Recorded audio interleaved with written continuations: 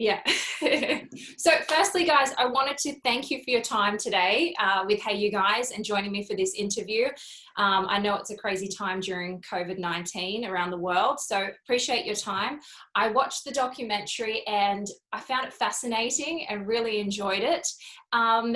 You know, what I found interesting is at this time in life, we're going through, you know, it's a crazy time during the coronavirus lockdowns, but also with technology, we are more connected than ever. However, people feel more disconnected during these, you know, times of technological advancements. So firstly, Farzin, how did you discover ayahuasca and what made you want to be a part of this documentary and direct this? Well, my wife,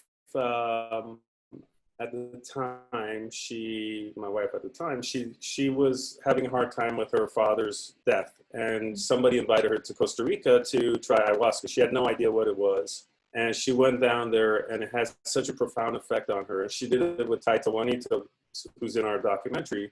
So she's like, "Look, we got to do a documentary on him." I didn't know ayahuasca from a hole in the wall at the time, and but I saw the kind of change that had taken effect on her, that I'm like, look, I'm going to go down to Costa Rica and try this for myself. So I went down there, I tried it, and it had a profound effect on me right away. I stopped drinking hard alcohol, for example, the first time. The impact that it had on her, until I actually did ayahuasca with our guy Taita.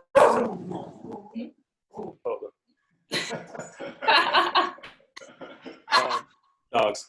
So when I did it with him, it was really off the charts, and that's when I understood that we needed to do a documentary. Up to that point, I'm like, yeah, whatever. And then he truly is amazing, but we wanted to do a documentary that focuses on the medicine, the culture, the science of it, and not just some filmmaker that goes down to South America and you know, and then we get that perspective of that filmmaker. We wanted to give it an overall, if you will, ayahuasca 101. Mm-hmm. And then we brought in Kerry and Annalyn McCord to be our subjects.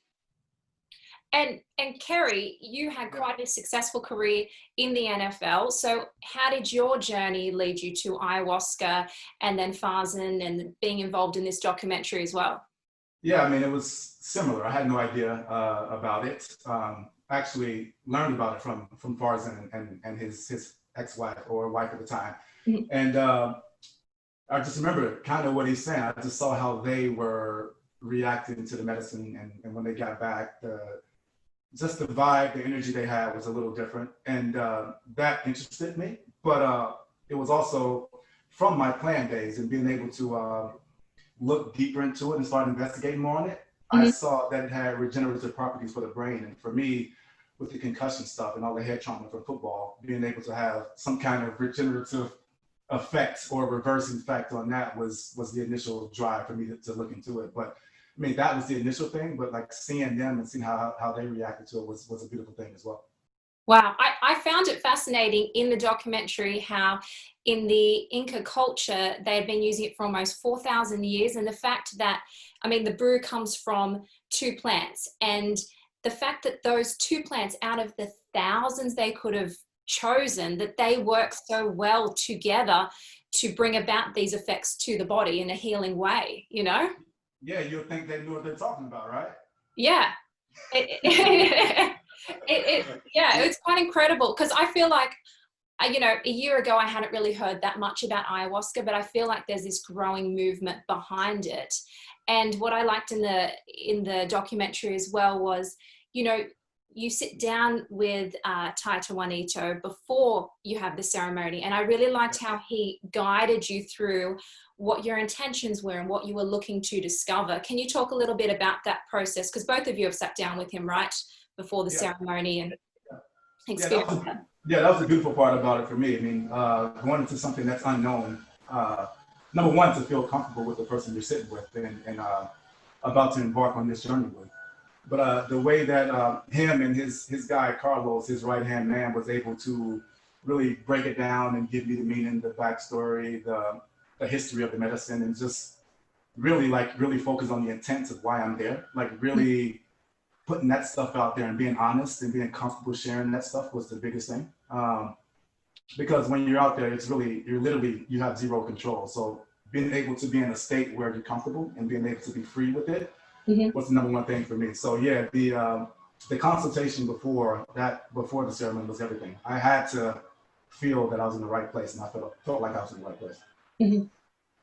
And Farzin, in making this documentary, you know, can you talk a little bit? I noticed that Graham Hancock, he said that, you know, something along the lines of it's classified as a drug, and that already brings about, you know, baggage, especially with the war on drugs. It has this negative effect on how people think about ayahuasca. So can you tell me, do you classify it as a drug, as a medicine, or as a teacher?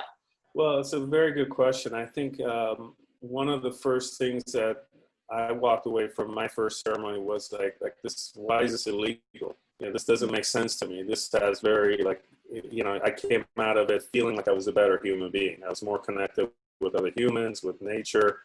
And with drugs, you usually do it and you feel like shit overnight. You know, then you feel great, and then the next day you feel like shit, right?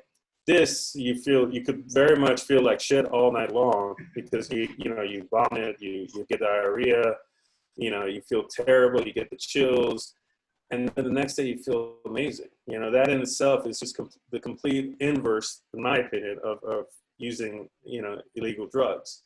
And more importantly, it's just the therapeutic effects of it. And I do think it's both. I think it heals you as a medicine and as a teacher, because the question is, how do you incorporate what you learn? It's a female spirit, right? They say it's a female spirit, and you get insights into your life and into, I think, really the world during a ceremony, and then it's up to you to really how you incorporate that into your life. And I think that's where the teacher aspect of it comes in.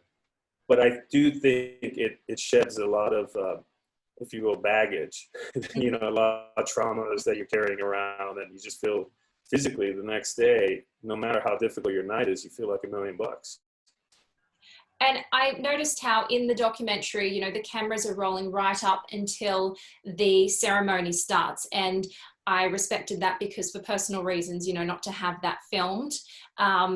I understood all of that. But for someone who is looking into trying ayahuasca or who is interested on taking that journey, would either of you mind talking about some of the things that you go through both with your body and spiritually when the cameras aren't rolling, you know, the purging effects and things like that? Because I think some people might think, oh, it's a flick of the switch to happiness, when, you know, there's a lot you do go through, like you were saying, the shedding of the baggage. Can you talk a little bit more in depth about that? Sure.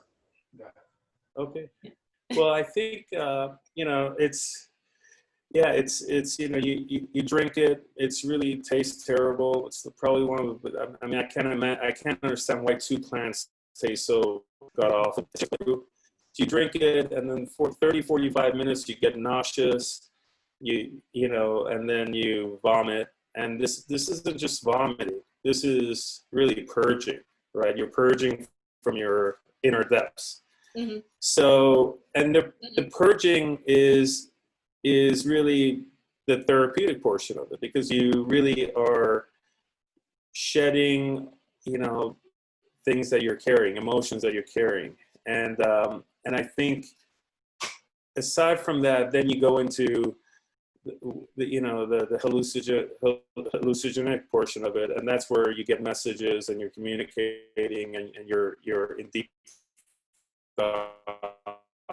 And the first time I did with Taita Juanita was very physical. It was I was shaking. I was very uncomfortable, and it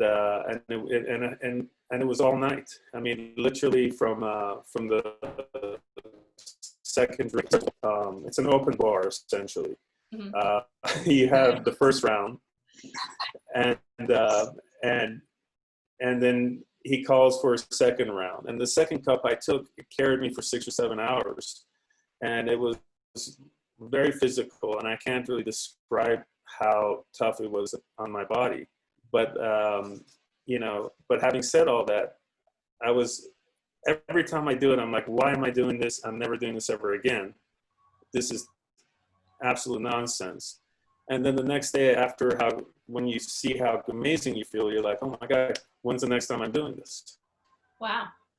Yeah. Yeah. What about you, Kerry? Yeah, I mean, a lot of those things are true for me as well. I think the journey of it all for me is what sets it aside from most things. I mean, everything is a journey, but this journey is by no means going to be an easy one. And that's the beauty in it. Like anything in life, when you grow, there are going to be circumstances where you have to go through certain things. And so for me, that in itself is beautiful. I mean, yeah, you drink it, it doesn't taste the best. I'll just leave it there.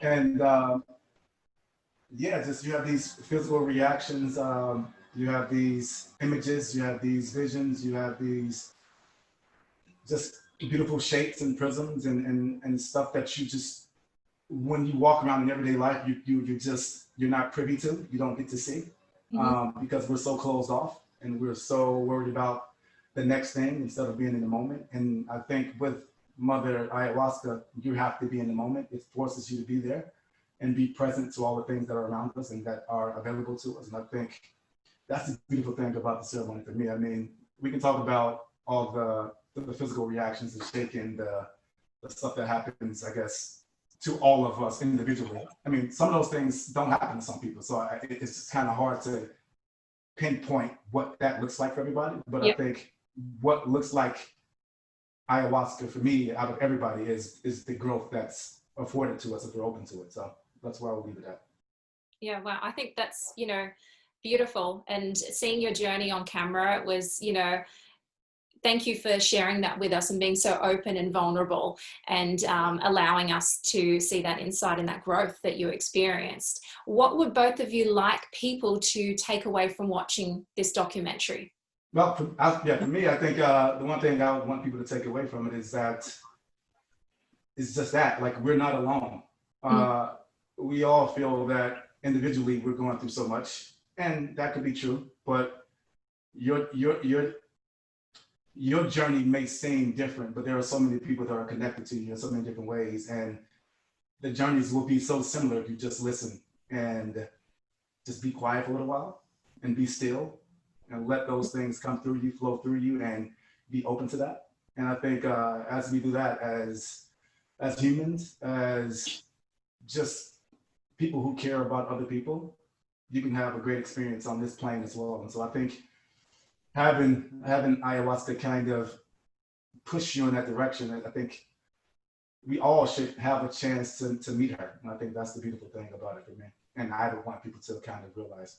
Wow, so beautifully said. And you, Farzin? Well, yeah, I think we're at a very critical juncture with where we are as people, as humanity. And I think whether it's ayahuasca, whether it's other psychedelics, whether it's meditation, there's a lot of other things you can do, breath work. I do think we need to sort of wake up and not woke in the millennial sense of the word. I think we need to wake up and realize that there is a higher being. I didn't believe in God before I did ayahuasca. I was an atheist, and now it's opened up that, hey, we're all part of the universe, and we need to pull together if we want to correct the course of humanity right now. Yeah. Farzin, you don't want to be woke, Farzin? Not woke? I don't like labeling myself. Ladies and gentlemen, you're watching Hey You Guys! Hey You Guys, huh? Hey, you guys. Is that from the Goonies? It is indeed, yes. Nice.